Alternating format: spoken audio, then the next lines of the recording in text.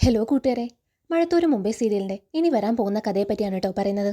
അതിനു മുമ്പ് ഈ ചാനൽ നിങ്ങൾ ഇതുവരെ സബ്സ്ക്രൈബ് ചെയ്തിട്ടില്ലെങ്കിൽ ദയവ് ചെയ്ത് സബ്സ്ക്രൈബ് ചെയ്യുക. ഒപ്പം ഈ വീഡിയോ ഇഷ്ടപ്പെടുകയാണെങ്കിൽ ഹൈപ്പ് ചെയ്യാനും മറക്കരുത്. അപ്പം നമുക്ക് കഥയിലേക്ക് പോവാം. അങ്ങനെ അലീനെ കാണുന്നതിനായി ബാലചന്ദ്രൻ കുളത്തുപുഴയിൽ എത്തുന്നുണ്ട്. ബാലചന്ദ്രനെ കണ്ടതും അലീനയ്ക്ക് ഒരുപാട് സന്തോഷമായി.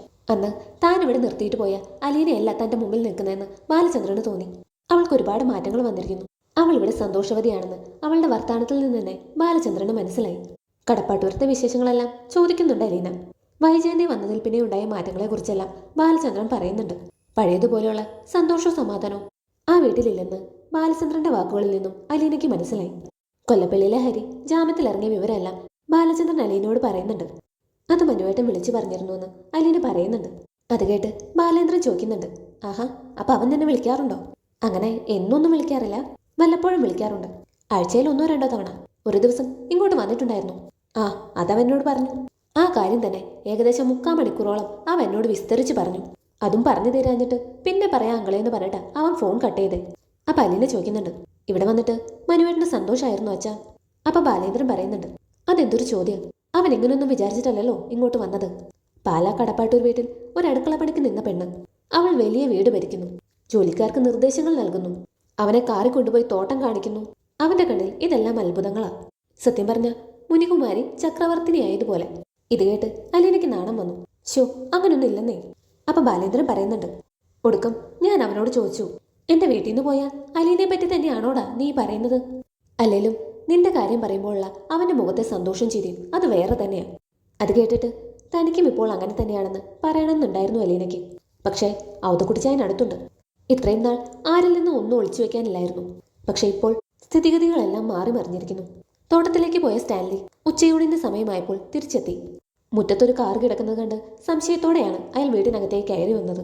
സ്റ്റാൻലിയെ കണ്ടതും ബാലചന്ദ്ര മേനോൻ പെട്ടെന്ന് എഴുന്നേറ്റു. വലിയ സന്തോഷത്തോടെ അടുത്തേക്ക് ചെന്ന് കൈ നീട്ടി. Hello mister Stanley. പക്ഷേ സ്റ്റാൻലിക്ക് അതത്ര സന്തോഷകരമായിരുന്നില്ല. അയാൾ ഒരു നിമിഷം അടിച്ചു നിന്ന് ബാലേന്ദ്രന് ഷേക്ക് ഹാൻഡ് കൊടുത്തു. അച്ഛനെ കണ്ടിട്ട് പപ്പയുടെ മുഖത്ത് സന്തോഷമൊന്നും ഇല്ലാന്നുള്ളത് അലീന ശ്രദ്ധിച്ചു. അല്പം ഗൗരവത്തിൽ തന്നെ സ്റ്റാൻലി പറയുകയാണ്, മിസ്റ്റർ ബാലേന്ദ്രൻ ഊണ് കഴിച്ചിട്ടില്ലല്ലോ, നമുക്ക് ഒരുമിച്ചിരിക്കാം. എന്നിട്ട് അയാളെ ഊണുമുറിയിലേക്ക് ക്ഷണിച്ചു. അലീന എല്ലാവർക്കും ഊണ് വിളമ്പി. ഇന്ന് കറികളൊക്കെ കുറവാ, ഞങ്ങളൊരു യാത്ര കഴിഞ്ഞ് വന്നതല്ലേ ഉള്ളൂ അച്ഛാ. പെട്ടെന്ന് തട്ടിക്കൂട്ടിയതാ ഇതെല്ലാം. അച്ഛൻ വരുമെന്ന് അറിഞ്ഞിരുന്നെങ്കിൽ ഞാൻ കുറച്ചും കൂടി വിഭവങ്ങൾ ഉണ്ടാക്കി വെച്ചേനെ. അപ്പൊ ബാലേന്ദ്രൻ പറയുന്നുണ്ട്, അതിന് ഞാൻ സദ്യ ഉണ്ടാകാനല്ലല്ലോ മോളെ വന്നത്, നിന്നെ ഒന്ന് കാണാൻ വേണ്ടി മാത്രമാ.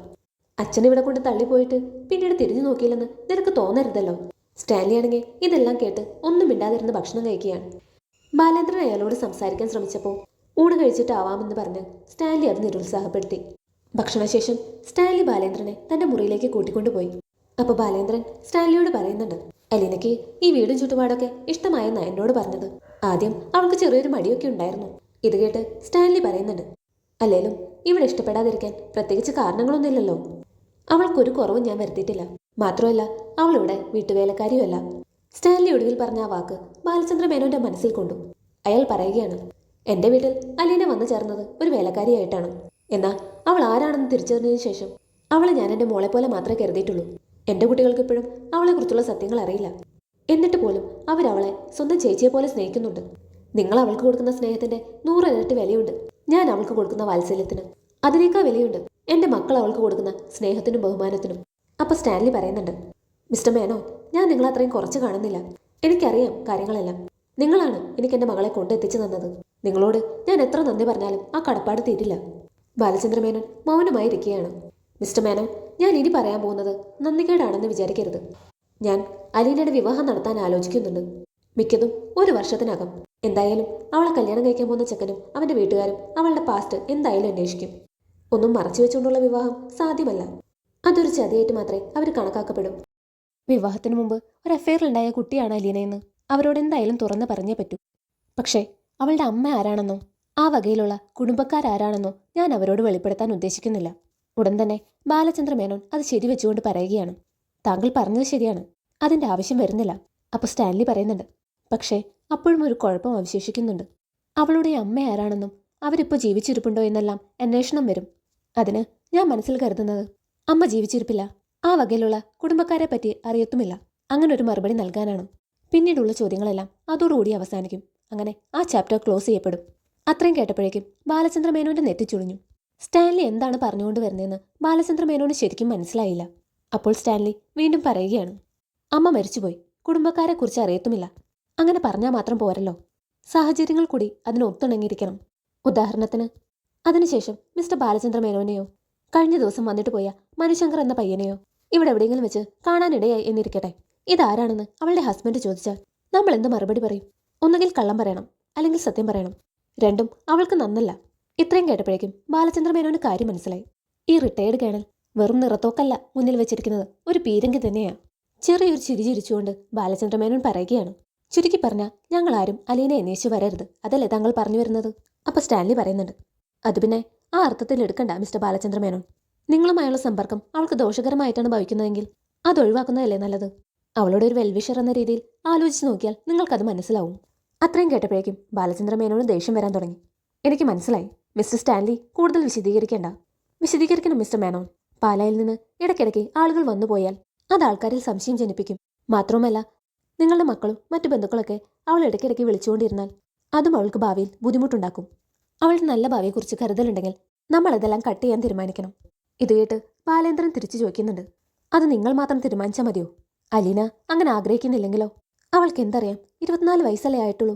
അവൾക്ക് എല്ലാവരെയും സ്നേഹിക്കണം. ഇതുവരെ സ്നേഹം കിട്ടാത്തതുകൊണ്ട് എല്ലാവരുടെയും സ്നേഹം അവൾക്ക് വേണം. അത് അവളുടെ മനസ്സിന്റെ ഭക്ഷണമാണ്. ഇത് കേട്ട് സ്റ്റാൻലി പറയുന്നുണ്ട്, ആയിരിക്കാം മിസ്റ്റർ മേനോൻ. എന്ന് കരുതി അവളുടെ ഭാവി കൂടി നമ്മൾ കൺസിഡർ ചെയ്യണ്ടേ? അവളുടെ നല്ല ഭാവിക്ക് ചില നിയന്ത്രണങ്ങൾ നല്ലതാണെങ്കിൽ അത് അങ്ങനെ തന്നെ വേണം. ഇത് കേട്ട് ബാലചന്ദ്ര മേനോൻ ചോദിക്കുന്നുണ്ട്, അല്ല, അലീനയുടെ ഇഷ്ടം എന്താണെന്ന് അറിഞ്ഞിട്ടാണോ നിങ്ങൾ അവളുടെ കല്യാണം ഉറപ്പിക്കുന്നത്? ബാലചന്ദ്ര മേനോന്റെ ആ ചോദ്യത്തിൽ എതിർപ്പിന്റെ മുനയുണ്ടായിരുന്നു. അവളുടെ ഇഷ്ടം കൂടി നോക്കും, പക്ഷേ അവൾ എന്താഗ്രഹിച്ചാലും അത് സാധിച്ചു കൊടുക്കുന്ന അപ്പനല്ല ഞാൻ. എന്നുവെച്ചാൽ നിർബന്ധപൂർവ്വം ഒന്നും അടിച്ചേൽപ്പിക്കില്ല. നാട്ടാചാരം എന്താണെന്ന് അവൾക്ക് ബോധ്യപ്പെടുത്തി കൊടുക്കും. അവൾക്കും കൂടി അംഗീകരിക്കാൻ കഴിയുന്ന ഒരാലോചന മാത്രമേ നടത്തൂ. പെട്ടെന്ന് ബാലചന്ദ്രൻ പറയുകയാണ്, താങ്കൾ അല്പം മുമ്പ് പറഞ്ഞ മനുശങ്കർ എന്ന പയ്യനും അലീനയും തമ്മിൽ ഇഷ്ടത്തിലാണെന്ന് താങ്കൾക്കറിയാമോ? ബാലചന്ദ്ര മേനോന്റെ ആ വാക്കുകളിൽ ഒരു വെല്ലുവിളി ഒളിച്ചിരിപ്പുണ്ടായിരുന്നു. പെട്ടെന്ന് സ്റ്റാൻലി പറയുകയാണ്, അതൊക്കെ ഉണ്ടാവാം മിസ്റ്റർ മേനോൻ. ആൺകുട്ടികളും പെൺകുട്ടികളും പരസ്പരം ആകൃഷ്ടരാവുന്നത് ഒരു സാധാരണ സംഭവമല്ലേ? അപ്പോൾ ബാലേന്ദ്രൻ പറയുന്നുണ്ട്, അവർക്ക് വിവാഹം കഴിച്ച് ഒരുമിച്ച് ജീവിക്കാനാണ് ആഗ്രഹം. നോക്കൂ മിസ്റ്റർ മേനോൻ, പരസ്പരം സ്നേഹിക്കുന്നവരെല്ലാം ഒന്നിച്ച് ജീവിക്കണമെന്നില്ല. ഒന്നിച്ച് ജീവിക്കുന്നവരെല്ലാം പരസ്പരം സ്നേഹിക്കണമെന്നുമില്ല. അതിന് നമ്മൾ വിധിയെന്ന് പറയാറുണ്ട്. അത്രയും കേട്ടപ്പോഴേക്കും ബാലചന്ദ്രന് ദേഷ്യം വരാൻ തുടങ്ങി. അയാൾ പറയുകയാണ്, ഞാനൊരു തർക്കത്തിനില്ല. മനുവിനും അലീനയ്ക്കും ഇഷ്ടമാണെങ്കിൽ ഞാൻ അവരുടെ വിവാഹം നടത്തി കൊടുക്കാമെന്ന് വാക്ക് കൊടുത്തിട്ടുണ്ട്.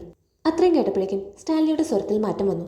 അയാൾ പറയുകയാണ്, പാലാ കൊല്ലപ്പള്ളി കൈതക്കൽ മാളിക വീടുമായി യാതൊരു ബന്ധുതയ്ക്കും ഞാൻ തയ്യാറല്ല. ഞാനത് സമ്മതിക്കില്ല മിസ്റ്റർ മേനോൻ. മിസ്റ്റർ സ്റ്റാൻലി, ഞാനാണ് അലീനയെ ഇവിടെ എത്തിച്ചെന്നുള്ള കാര്യം താങ്കൾ മറന്നുപോകരുത്. സ്റ്റാൻലിയുടെ മുഖഭാവം കർക്കശമായി. എന്റെ മകളെയാണ് നിങ്ങൾ ഇവിടെ എത്തിച്ചു തന്നതെന്ന് നിങ്ങളും മറക്കരുത്. നിങ്ങളുടെ മാത്രമല്ല മിസ്റ്റർ, എന്റെ ഭാര്യയുടെയും കൂടി മകളാണ് അലീന. അവളുടെ അമ്മ മരിച്ചു പോയിട്ടില്ല, ഇപ്പോഴും ജീവനോടെ ഇരിപ്പുണ്ട്. ബാലചന്ദ്രന്റെ ആ വാക്കുകൾ ഒരു മുന്നറിയിപ്പാണെന്ന് സ്റ്റാൻലിക്ക് തോന്നി. പെട്ടെന്ന് വാതിൽ ഞരങ്ങുന്ന ശബ്ദം കേട്ട് രണ്ടുപേരും തിരിഞ്ഞു നോക്കി. വാതിൽ തുറന്നു പിടിച്ചുകൊണ്ട് അലീന നിൽക്കുകയാണ്. അവൾ അകത്തേക്ക് കടന്നു വന്നു. സംശയത്തോടെ രണ്ടുപേരെയും മാറി മാറി നോക്കി. രണ്ടുപേരുടെ മുഖം വല്ലാതിരിക്കുന്നു. എന്തുപറ്റി? എന്താ രണ്ടുപേരും സീരിയസ് ആയിരിക്കുന്നത്? അതിന് ബാലചന്ദ്ര മേനോനാണ് മറുപടി പറഞ്ഞത്. ഞങ്ങൾ രണ്ടുപേരും തമ്മിൽ ചെറിയൊരു തർക്കം. തർക്കമോ? എന്തിന്? മിസ്റ്റർ സ്റ്റാൻലി, നിനക്ക് വിവാഹം ആലോചിക്കാൻ പോവുകയാണത്രേ. ഞാൻ പറഞ്ഞു, മനുശങ്കറും നീയും തമ്മിലുള്ള കല്യാണം നടത്തുന്നതാണോ ഉചിതമെന്ന്. അവന് നിന്റെ അടുത്തുള്ള സ്നേഹം അത് നിനക്കറിയാലോ. അതുപോലെ നിനക്ക് അവനെയും സ്നേഹമാണെന്നാണ് എൻ്റെ അറിവ്. പക്ഷേ നിന്റെ പപ്പ പറയുന്നു അങ്ങനെ ഒരു വിവാഹം നടക്കാനേ പാടില്ലെന്ന്. സ്റ്റാൻലി അതിന് സമ്മതിക്കില്ല എന്നാണ് വാശി. ഉടനെ സ്റ്റാൻലി പറയുകയാണ്, ഇതിനിടയിൽ വാശിയുടെയും തർക്കത്തിൻ്റെയും കാര്യമൊന്നുമില്ല. എൻ്റെ വീട്ടിൽ താമസിക്കുന്ന എൻ്റെ മോളുടെ വിവാഹക്കാര്യം തീരുമാനിക്കാനുള്ള ധാർമ്മിക ഉത്തരവാദിത്തം അവളുടെ പപ്പയായ എനിക്കാണെന്നുള്ളതിന് എനിക്ക് യാതൊരു സംശയവുമില്ല. സ്റ്റാൻലി തന്റെ നിലപാട് വ്യക്തമാക്കി. അപ്പോൾ ബാലേന്ദ്രൻ അലീനെ നോക്കിക്കൊണ്ട് പറയുന്നുണ്ട്, മോളെ, നീയാണ് തീരുമാനം എടുക്കേണ്ടത്. അറിവും പക്വതയുള്ളവളാണ് നീ. ആരെയാണ് വിവാഹം കഴിക്കേണ്ടതെന്ന് നീയാണ് തീരുമാനം എടുക്കേണ്ടത്. അലീന രണ്ടുപേരുടെ മുഖത്തേക്കും മാറി മാറി നോക്കി. രണ്ടുപേരും തമ്മിൽ ഉടക്കി കഴിഞ്ഞു എന്ന് അലീനയ്ക്ക് മനസ്സിലായി. അലീനയുടെ മുഖത്ത് വല്ലായ്മ നിറഞ്ഞു. ബാലചന്ദ്ര മേനോൻ വിഷയം അലീനയ്ക്ക് വിട്ടുകൊടുത്തുകൊണ്ട് പറയുകയാണ്, അപ്പോൾ നീ തന്നെ തീരുമാനിച്ചോ ബാക്കിയുള്ള കാര്യം. മനുവിന് വേണ്ടെന്നുണ്ടെങ്കിൽ ഇപ്പോൾ തന്നെ നീ അത് പറയണം. നിന്നെ മാത്രം മനസ്സിൽ വെച്ച് ജീവിക്കുകയാണവൻ. അവനെ കുരങ്ങ് കളിപ്പിച്ച് വേദനിപ്പിക്കരുത്. നീ കൈവിട്ടെന്ന് വിചാരിച്ച് അവൻ ജീവിതം അവസാനിപ്പിക്കത്തൊന്നുമില്ല. കുറച്ച് വിഷമിച്ചേക്കും, സാരമില്ല. തീരുമാനം നിന്റേതാണ്. ബാലചന്ദ്രന്റെയും സ്റ്റാൻലിയുടെയും നോട്ടം അലീനയ്ക്ക് നേരെ തിരിഞ്ഞു. അവൾ നിസ്സഹായതയോടെ രണ്ടുപേരെയും മാറി മാറി നോക്കി. ഇങ്ങനൊരു പ്രതിസന്ധി ഇത്ര പെട്ടെന്ന് വരുമെന്ന് അവൾ കരുതിയിരുന്നില്ല. അലീനയുടെ തീരുമാനത്തിനായി രണ്ടുപേരും കാത്തുനിന്നു. അവൾ ആരെ സ്വീകരിക്കും എന്നതിലുപരി ആരുടെ വാക്കുകൾക്കാണ് കൂടുതൽ പ്രാധാന്യം കൊടുക്കുക എന്നതായിരുന്നു അവരെ കൂടുതലും അലട്ടിക്കൊണ്ടിരുന്നത്. അവളുടെ മനസ്സിൽ ഏതച്ഛനാണ് കൂടുതൽ സ്ഥാനമെന്നറിയാനുള്ള രണ്ടച്ഛന്മാർ തമ്മിലുള്ള മത്സരമായിരുന്നു അത്. മഴത്തോരു മുമ്പേ എന്ന സീരിയലിൽ ഇനി വരാൻ പോകുന്നത് വമ്പൻ ട്വിസ്റ്റുകളാണ്. ഈ വീഡിയോ നിങ്ങൾക്ക് ഇഷ്ടമായ ലൈക്ക് ചെയ്യാനും സബ്സ്ക്രൈബ് ചെയ്യാനും ഹൈപ്പ് ചെയ്യാനും മറക്കരുത്. തുടർന്നുള്ള കഥയുമായി മറ്റൊരു വീഡിയോയിൽ കാണാം. താങ്ക്